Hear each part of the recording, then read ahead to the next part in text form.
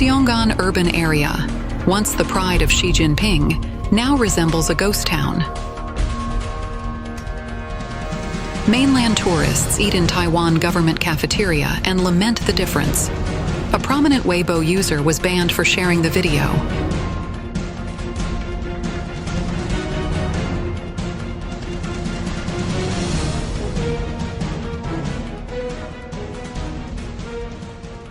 The Xiongan New Area has been positioned as the cure for Beijing's rising sprawl and congestion. But now it looks like a ghost town, deserted and gloomy. With a very sparse population, the atmosphere becomes eerie when walking on the empty streets here. For Beijing's 22 million residents, the Chinese government's latest announcement may come as a literal breath of fresh air. In April 2017, the Communist Party's top leaders unveiled plans to create a new city just south of the country's capital. The Xiongan New Area, a designated special economic zone, is being hailed by state media as a model for urbanization and a potential cure for Beijing's urban sprawl. According to China's official news agency, Xinhua, the city is reflective of a new chapter for the country and will relieve the capital's rising pollution levels and car-choked traffic. A joint statement released by the country's two most powerful political bodies, the State Council and the Central Committee, describes the new city as a strategy crucial for a millennium to come. The proposed city will stretch across 3 counties. Early plans suggest it will be 3 times the size of New York City. According to an estimate from Morgan Stanley, investment in infrastructure and relocation may run about $290 billion, 2 trillion yuan, over the first 15 years, potentially attracting around 6.7 million people to the area.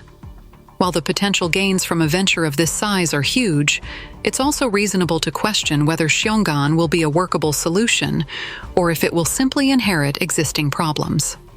Many efforts to construct new cities have left behind a trail of ghost towns in China. For example, the city of Kangbashi currently houses 100,000 residents when it was meant to attract more than 500,000. In 2013, when the city of Ujiapu was being developed, it evoked images of a Manhattan-like skyline. A year later, investors started to pull out, construction came to a halt, and Ujiapu was left with a few half-finished skyscrapers. And let's see what Xiongan Urban Area is like now.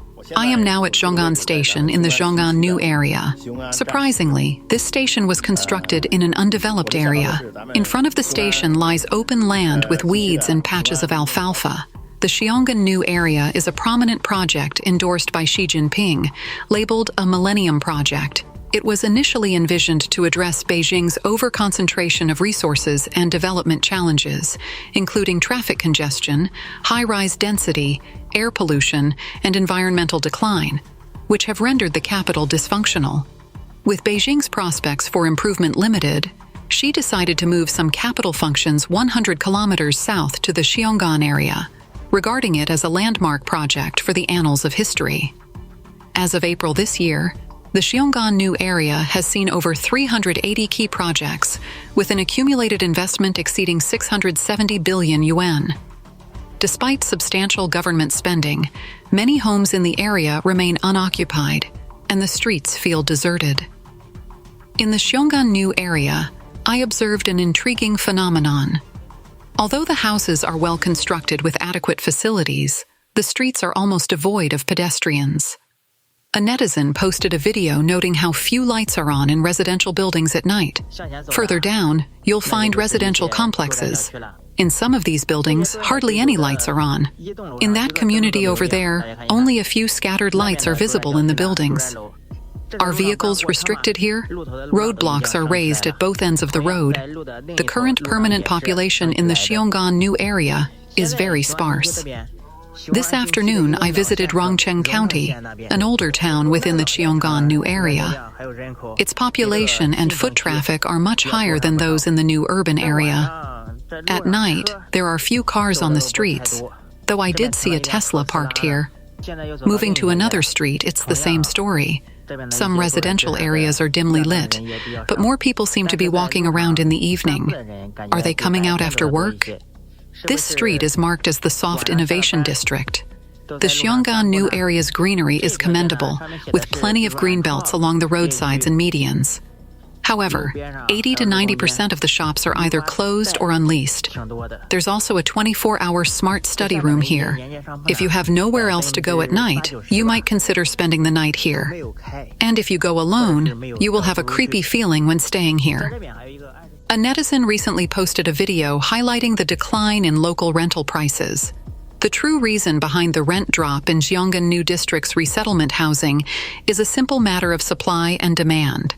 Many Xiongan residents have been allocated multiple homes and wish to rent them out, but few people are actually seeking rental properties. Most workers live in dormitories provided by their employers, and there are few potential renters among state-owned enterprise employees or business executives. Despite CCP officials promoting Xiongan as a millennium plan, external analysts remain skeptical. They argue that Beijing authorities are defying market dynamics, forcing Beijing institutions to relocate solely through government mandate and administrative power. While there may be some progress initially, over time, the market's suppressed forces are bound to react. In the end, the Xiongan New Area project may stagnate. China's high-speed rail network spans an impressive 45,000 kilometers, yet only 6 lines are profitable. Most lines struggle with insufficient ridership. China's total high-speed rail debt now stands at 6.13 trillion yuan. Even the profitable Beijing-Shanghai line reported a 1 billion yuan loss in the first half of 2022. Why does China's high-speed rail system lose money despite a 1.4 billion population? The high cost of initial construction results in a prolonged investment recovery period. Furthermore, operational expenses are high. For instance, monthly electricity costs alone reach millions, coupled with substantial maintenance expenses. The infrastructure obsession is wasteful. Why? Local governments use project resources for financial gain, indiscriminately applying for and approving projects. Can you believe that a tourist city like Guilin has 9 high-speed rail stations? By comparison, first-tier cities like Shenzhen have only 4, highlighting a complete misallocation of resources. Some cities invested heavily in high-speed rail stations, only to cease operations. Guilin, for example, has 9 high-speed rail stations, yet Wutong Station, hindered by its remote location and poor transport links, shut down after just 4 years. Guilin, with 9 stations, has the most high-speed rail stations of any prefecture-level city in Guangxi. Among these, Wutong Station, named after the town it serves, receives the fewest complaints. It is also the only town-level high-speed rail station in Guangxi. Wutong Railway Station is located in Tongshan Village, Wutong Town, Lingui District, Guilin City. It is a modest intermediate station on the Guiyang-Guangzhou high-speed railway line, roughly 3 kilometers from Wutong Town Center. Today, you'll find an empty square in front of the station. Why is that? After its construction, the station did not open in sync with the Guiyang-Guangzhou line in December 2014. It eventually opened in March 2018, but with fewer than 10 trains stopping daily, attracting under 200 passengers. The station's traffic remains abysmal. Mainland tourists eat in Taiwan government cafeteria and lament the difference. A prominent Weibo user was banned for sharing the video. Recently, a former CCTV employee traveling in Taiwan was surprised to find that there were no security checks and that he could enter and exit the Taipei city government building freely. He was also surprised that ordinary people could dine in the government cafeteria. The tourist noted that the CCTV cafeteria in mainland China was not open to the public, and that regular employees and temporary workers were treated differently at mealtime. A popular Weibo blogger in the mainland was banned for 15 days for sharing the video. According to multiple video reports from the X platform Darun Media, on November 3rd, a former CCTV employee visiting Taiwan spent 90 Taiwan dollars at the Taipei city government cafeteria. He was astonished by the open access to the building and commented on the stark differences between mainland China and Taiwan, feeling a profound shock. In the video, the tourist initially expressed concern about possible security guards before entering the Taipei city government cafeteria. Upon entering, however, he was surprised to find that not only could he come and go as he pleased, but also that the 10 yuan buffet was quite good and very cheap. He remarked, "The experience is different here. I can actually eat in the employee cafeteria of the Taipei city government. In mainland China, it's hard to even enter city government buildings, let alone their cafeterias," he said. The tourist noted that he had never visited the Beijing or Tianjin municipal government buildings, but had worked as a temporary staff member at CCTV for 3 years. He recalled that lunch in the CCTV cafeteria cost 20 yuan for temporary staff, but only 3 yuan for regular employees. The tourist mentioned that while food in the CCTV cafeteria is of high quality, it is not open to the public. In China, government cafeteria food is often excellent but reserved for government staff. By contrast, the Taipei government canteen, though more modest, was accessible to the public, which moved him deeply. This experience, he said, brought a profound shock and left him with a positive impression of the city. On November 4th, a prominent Weibo user in Shanghai shared the video, commenting, "This shows what it truly means to serve the people." By November 5th, however, the user reported being banned for 15 days for sharing footage of mainland tourists freely entering the Taipei city government building in Taiwan and dining in its cafeteria. According to Weibo, the punishment was due to suspected violations of national laws and regulations. In response to the mainland tourists' reflections, many netizens commented, "This is why you need a visa to visit Taiwan. Once you compare and think critically, the differences become clear. You're only allowed to praise the well, while all outside it remains silent. In a dictatorship, the truth is feared because autocracy relies on lies for survival. In Taiwan, you can freely walk into a city government building, but in the mainland, you can only kneel outside the doors to defend your rights. China's economy is collapsing. This industry is finished. Millions of companies bankrupt." Hello, everyone. The Chinese economy is facing a very serious recession, with waves of bankruptcies, closures, and unpaid wages occurring everywhere. The business stories of young people that we bring to you below will vividly depict the current dire situation of the mainland Chinese economy. She said in the video, "I'm the one who saved 150,000 yuan after working for 6 years and lost 200,000 yuan after joining a snack shop in half a year. That's right, it's me. I'm 32 years old and an ordinary rural mother. Half a year ago, I invested the 150,000 yuan I had saved from working for 6 years into this snack shop. In less than 6 months, I lost everything, and my 200,000 yuan was gone. I eventually went back to work with just 99 yuan and a debt of 37,000 yuan. If you are confused and anxious right now, why not listen to my story about how a rural mother felt when she lost 200,000 yuan in half a year? After the store closed, that period was the lowest point in my life. I couldn't find a job, so I worked part-time and rented a small house for 390 yuan a month. Many people advised me to go home because it was too hard to stay outside. People often ask me, why does a woman work so hard to make money? When your 200,000 yuan suddenly turns into 99 yuan and you still have 37,000 yuan in debt, you'll understand why I work so hard. I need to make money."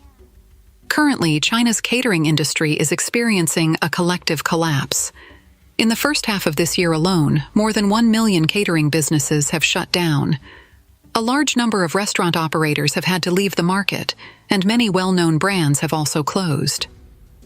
On August 26th, Taiwan's well-known Xiaolongbao brand, Din Tai Fung, which has been operating in China for 20 years, announced the closure of 14 branches in North China, including Beijing and Tianjin, by October 31st. Industry insiders believe that Din Tai Fung offers insufficient value for money. Additionally, the taste of its steamed dumplings is clearly biased towards Taiwanese and southern Fujian flavors, while northern and northeastern China prefer stronger flavors. People in these regions especially enjoy fresh meat buns, three delicacies buns, and other varieties with distinctive northern and southern flavors. A female netizen, upon hearing that Din Tai Fung was about to withdraw from Beijing, rushed to have one last meal there. She said in a video, "Din Tai Fung is closing, otherwise I wouldn't have remembered to eat there.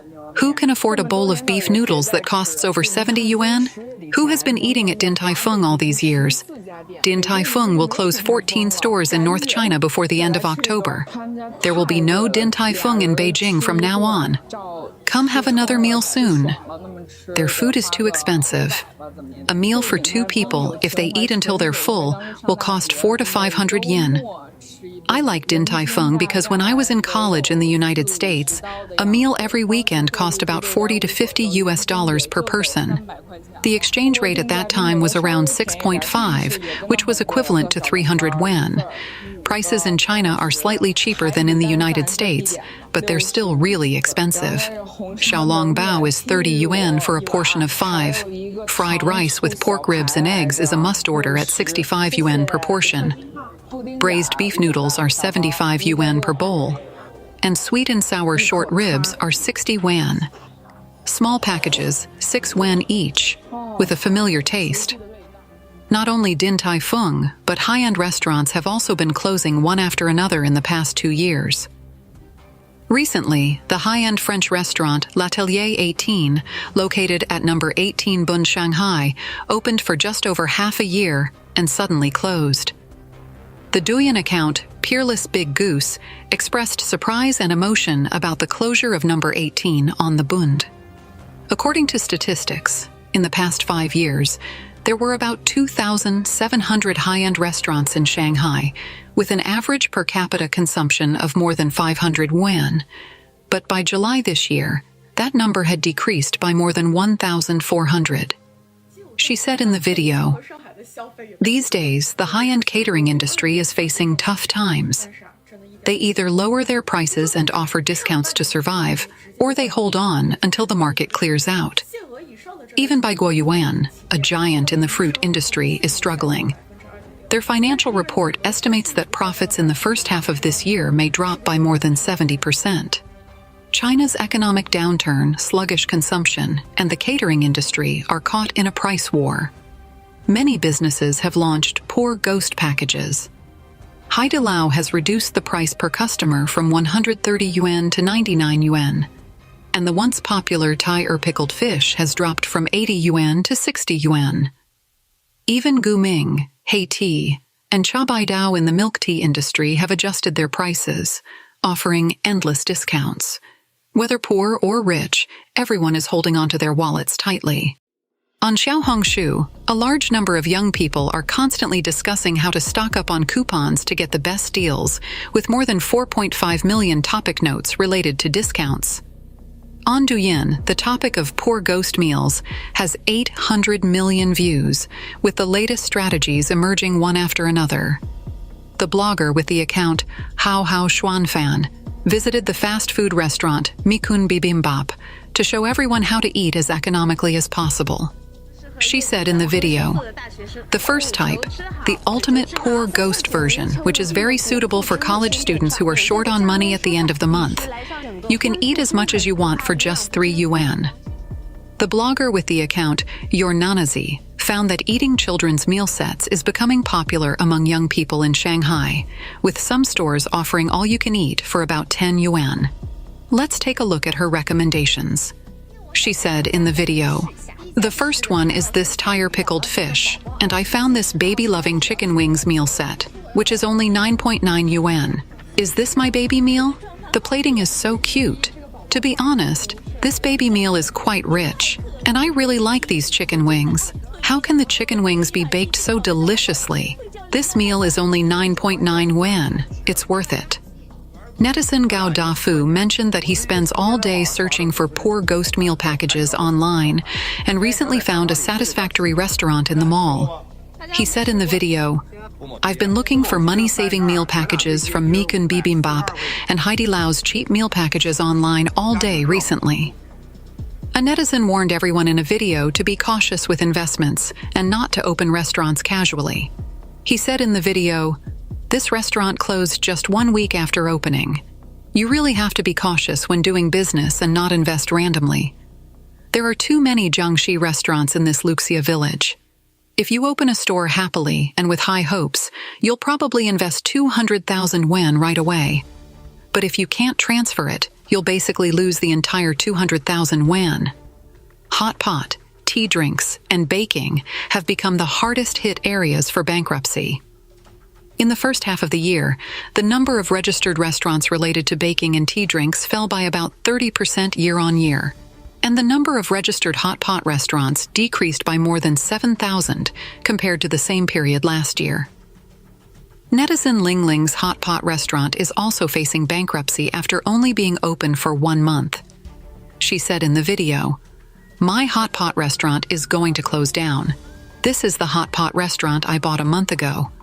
The transfer fee was 160,000 yuan.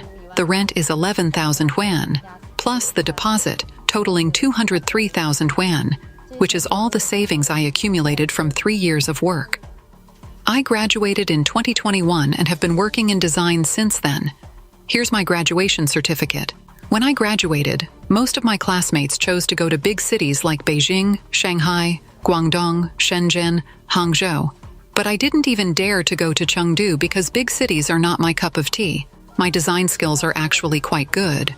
When I graduated, I received offers from some big companies. I just didn't want to go to big cities because I felt there was too much instability there. I've been pursuing one thing in the first half of my life: stability."